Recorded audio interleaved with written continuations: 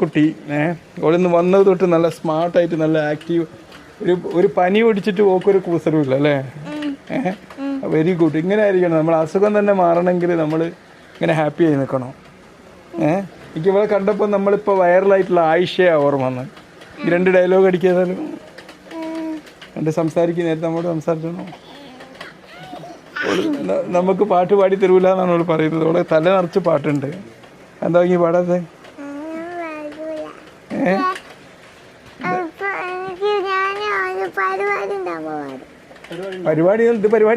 പരിപാടിയാണ് പാടും. പരിപാടി ഉള്ളപ്പോ പാടുന്നാണ് പറയും. പാട് എന്തായാലും ഇവിടെ നല്ല പ്ലസന്റ് ആയിട്ട് ഹാപ്പി ആയിട്ടാണ് നടക്കുന്നതൊക്കെ.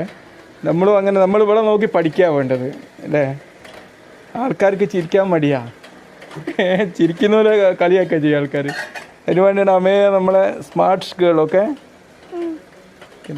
നോക്കിയപ്പോൾ നിനക്ക് എന്താണ് തോന്നുന്നത്? ഡോക്ടർ ആവണം എന്നുള്ള സ്വപ്നം വരുന്നുണ്ടോ?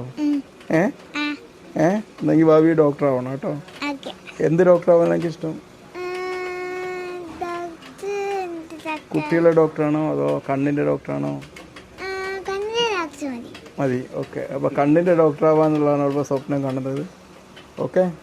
അപ്പോൾ കണ്ണിൻ്റെ ഡോക്ടറായിട്ട് ഈ ആശുപത്രിയിലേക്ക് ഒഫ്താൽമോളജിസ്റ്റ് ആയിട്ട് വരണം കേട്ടോ. ഓക്കെ. ഈ 2 ഡയലോഗ് കൂടി അടിച്ചാൽ നമുക്ക് എന്നെ ആയിഷയ്ക്ക് ബദലാക്കാം.